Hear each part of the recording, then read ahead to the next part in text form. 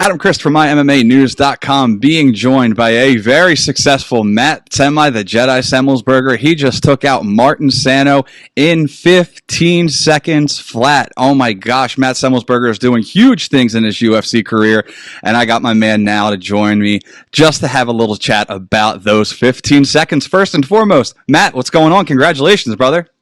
Hey, what's up, brother? Not much over here, dude. Just kind of settling back in. Got back home to Maryland, so just chilling, man, soaking it all up. So obviously successful outing, man. Tell me how you went out and celebrated. You had to do something fun. Yeah, I didn't go out and do anything too wild, but we went out, or I should say, I went back to my hotel. And then my whole family and all my friends were all staying there too. So we went down to the pool, and then they had like a restaurant and pool right down at the hotel. So we were just kind of chilling, drinking a little bit, and we ordered a bunch of pizzas. We hit the strip for a little bit. I went to Caesars. I didn't play any bet, like games or anything or bet. Maybe I think I played like a few slot games and lost some money. And then I was just hanging out with my friends and family, man. It was a good time. And, I stayed out pretty late, dude. I went to this, it's called I Love Candy. It's like a, just giant candy store. Everything they have is like giant, man. I got one of those like giant, snakes and then like a giant blue shark. Dude, it was great. Did any of those come home with you that you can show us right now? Yeah, 1 second. Hell yeah. So while you're grabbing that, I might as well just keep it moving. So you mentioned that the handshake and it didn't bother you, and I know you a little bit, and I know you're a gentleman, but for the sake of sportsmanship and just like, let's say, basic humanity, did it make that KO a little extra sweet? Yeah. I mean, I'd say it was a little bit for sure, but not that wasn't like on the forefront of my mind. That's for sure. I was just like stoked that I could get another finish, and then yeah, man, it was like so quick. So I was like, dang, man, another one. But hold up. Yeah. So this is like the case it comes in.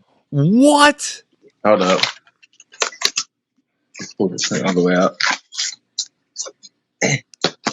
Oh my god. That's candy. That's candy. Dude, that looks like a toy that a kid would like try and like prank his teacher with, like in first grade or something like that, and it's a piece of candy. That's awesome. Yeah, that's the blue shark one. That's awesome, dude. All right, so getting back into it, man, coming off the loss to Khaos, it's a two-part question. How important was it to get back in a win column in a very convincing fashion? And what were you able to take away from the loss and apply it moving forward? I know you, a Crazy 88, are always pushing and improving. So what can you take moving forward? Yeah, man. In the Khaos fight, I had definitely like, we just wasn't active enough, and man, that cage time is important, getting that experience in, and even taking like the losses. So, I'd say like I feel like I had some mental blocks and mental baggage I had to get over. And I was dealing with that right in the middle of the Khaos fight, and, like no excuses or anything like that. You know what I mean? I had to be better, but, I did have some things going on, within myself that kind of took away my focus a little bit. Not that I wasn't working hard in the gym when I was in there, but I was. But yeah, man, it's going forward. I just kind of like up the ante on everything, and really started mixing everything else together too. Like where I like beforehand, I would be kind of cutting everything up in jiu-jitsu or wrestling and Muay Thai, or whatever the case is. Now I'm spending a lot more time with John Del Bruges, and we're working and mixing in from like striking into wrestling into our ground game. And then obviously whenever I'm with Sebastian, we're working on a lot of striking tools and clinching tools and stuff like that. So we're mixing everything together really well now, and really taking to heart like being a mixed martial artist. So I'd say that was like the biggest adjustment I made, and it's kind of like a wake up call being in the Khaos fight, because I was just like, couldn't really find what I wanted in that fight, and a lot of that had to do with my focus in training and not mixing everything together and being like innovative and stuff like that. So, and just taking a loss fired me up, dude. Like I'm the type of person where if I lose, man, I do not like it at all. Like I'm a pretty good loser. I'll take it like a man, but man, that lights a fire in me when I fail, man. But it lights a fire in me to get up and to get back, you know? Yeah. And this will be the last I touch on it, but do you think devastating knockout of Jason Witt, that might have put a little bit of a chip on your shoulder to where it kind of added to maybe like, you know what I'm saying? And not that you didn't take things serious. I know you always take things seriously, but maybe it kind of gave that extra padding where you thought, I can take chaos. I'm good. Yeah, definitely, man. I think that did. And it's like, everyone's, like everyone's human, everyone makes mistakes, and that's like I'll take full credit for that mistake as well, man. So, and especially from like the Jason Witt fight, him being a wrestler and wanting to take me down, I just got in a very reactive mindset as a fighter, just kind of sitting and waiting, being ready to like drop level or let something rip. So, yeah, man. Like I said, it was good. It was good being in there for that 3 rounds with Khaos, and I learned a lot from it, man. So now that the fight's said and done with, man, 15 seconds, obviously you planned for more than 15 seconds. So can you tell me a little bit about what the game plan was before what happened? Yeah, so the game plan was to just go out there and start applying pressure right away. And like that's boxing wise, and like boxing is basically like my primary tool, and I do it pretty well. And it needs a lot of work, but I do it naturally pretty well. I've been working at it a lot in the gym, so putting my main pressure on with my boxing was going to be huge right then and there early in the fight, and that was like the huge key.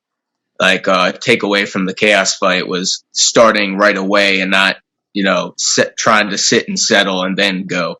Right. So and if you notice, right in the beginning of the fight with this guy, I went right at him. I jabbed right at him and started getting in his face. So that was definitely something we were working on a lot, I'd say. Well, I'd say if putting the pressure on from an early, stage of the game was a goal, I'd say mission accomplished in that one, Matt, wouldn't you? Yeah. But we definitely did have some takedowns and stuff ready for him. Yeah. I was basically wanted to take the first minute or two or the first moments of the fight and feel him out on the feet. And then basically plan B-ish, or I should say plan like 2A was to basically look for a takedown, get on top of him, and just ground and pound the living crap out of him. So obviously, as you heard, and it's a nice notable one for the back pocket. You share some history with a man by the name Anthony Rumble Johnson now, and something along the lines of like 2 sub 30-second knockouts, some of the only in the welterweight history. Dude, come on, man, that has to be absolutely insane. Oh yeah, dude. But they told, I didn't even know it, and then they told me while they were interviewing me in the interview tent after the fight, and I was like, whoa, that's pretty crazy, man.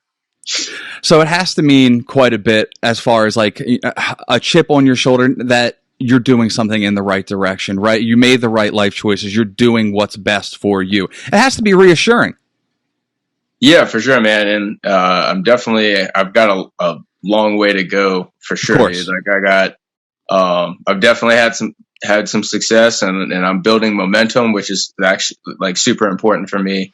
And I've been better about riding that momentum and only making it go faster, So a lot of work to do, both in the training and in the cage, and then also just in life, man, as a person, Yeah.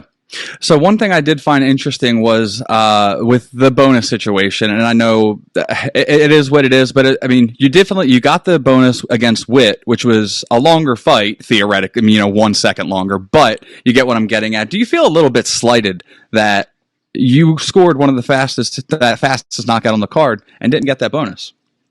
No, not at all, dude. No? I was totally cool with it, and like I'd say, man, I wanna earn my bonuses against tough opponents. And I'm not saying that Sano wasn't a tough opponent. He's a tough dude, man. Respect to him.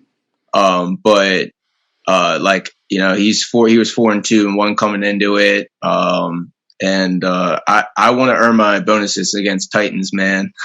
You know what I mean? Against killers and guys who have a big name behind them. So that's where I want to go and earn my bread is in those big fights, those big money fights. And yeah, man, that's kind of how I feel about it. And I said it in the interview in the tents because they asked me about the 50K, and I was like, no, dude, it's cool. Like, I don't even care if they give it to me or not. I'm just happy to be here. I'm happy to be in the UFC and doing well, man. So I'm ready for whatever they're ready for whatever they're going to throw at me next. That's really noble, especially for a day and age where every fighter is complaining about pay. So obviously, from an employer standpoint, they have to be happy with hearing that you're more of an employees for, you know, a company guy is what I'm getting at. Yeah, so, man. I'm living the dream, man. Like, I'm living my dream out. I'm happy, dude. I get to see my family every day. I get to see my friends every day. I get to see my teammates all the time. I get to train with them. Like, I'm happy, bro. I'm very, very content with life, but at the same time, I'm hungry, you know? Yeah. So 3-1 in the UFC, 2 vicious KOs and contract negotiations. Obviously, with that win, it gives you a little bit of leverage in negotiations. Have those negotiations started at all? Yeah, a little bit, man. Like, I can't obviously. Yeah, I know that, but I'm saying, of course, but you have to feel that the recent win, it definitely gives you leverage in the negotiations, of course. Oh yeah, for sure, man. But yeah, definitely. Like, Coach John jokes with me, and like Sebastian jokes with me too. It's like, dude, I would fight for like a turkey sandwich, you know what I mean, in the back of like some sportsplex. So like I said, dude, I'm happy to be where I'm at right now, and I'm happy with the UFC and what they want to give me for what I put out. So. And I know you're a gentleman, but you did say that you're down for any welterweights that are down to dance. Did any welterweights pop up and accept that dance proposal? Not that I've seen so far. I was searching myself. Not that I'm like expecting anything or on keeping lookout, but it was just like they asked me if I wanted to call anyone out, and I was like, no, not really a call out person. But you know, I'm the type of person, if there's somebody who's interested in fighting me or they would like to, you know, definitely, man. Let's make it happen. If you think it's going to be a banger or going to be a really good fight, let's do it. Now, considering, again, like I said, 3-1, last I'll talk on this as well. Is there anybody that makes sense? It's not necessarily a call out. It's respectful, but is there any names that make sense that you can maybe get over on and maybe put your name that much forward?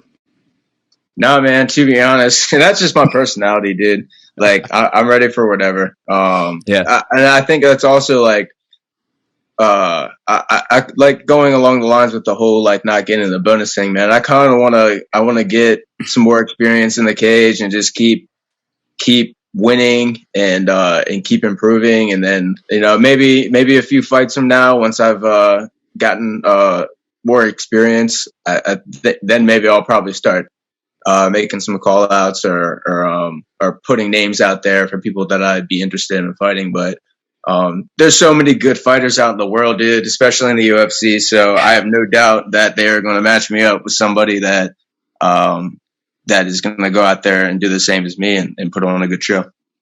So when are you looking to get back? Obviously, you didn't take any damage. I know you said you're looking to get back as soon as possible, but is there any time that they talked about maybe getting you back in there? Not yet. I mean, we're definitely going to be talking about that very soon. But I'd say, man, we'll see what happens. As I'm taking this week off just to kind of like chill a little bit and decompress. But this Monday, I'll be getting right back into the gym and getting right back at it. So we're going to be talking with the coaches, talk with John and Sebastian and Master J and everyone at 88. And then obviously talk with my family and stuff like that and see what we want to do. But personally, man, I'd like to take maybe like at least a few months just to train and get better and sharpen up before I take a fight. But who knows, dude, if it's intriguing enough and I like what I see, if like in terms of like something short notice or something like that got thrown at me, we'll see what happens. But it'd have to be pretty juicy for me to go in on it, just because I do want to spend some time. Makes sense. Yeah, spend some time, and also I want to give my teammates some of the spotlight as well, man. The fights are coming back on, Stellar, these regional cards, Cagezilla and all of them. So I'm gonna give my teammates a spotlight, and then also be in the gym to help them as well. Awesome, man. Well, you said you're not going to come back for a short notice unless it's something juicy. Now, you also said that you just got done eating some dinner with the family, a nice little family meal. What'd you have, brother? We got Chipotle tonight, so we didn't make it. Normally, my mom makes some pretty awesome dinners, man. But we got Chipotle tonight because my little brother was at football practice, so she picked him up and stopped by old Chipotle. But football running strong in the Semelsberger family. Fourth, man. All right, Matt, I'll let you go, brother, but I appreciate your time as always, man. Dude, it was an amazing performance. I look forward to seeing many more. I look forward to talking in the future, and I will see you at one of the upcoming fights soon because, like you said, with them coming back in the region, we'll run into each other. Heck yeah, man. Looking forward to it.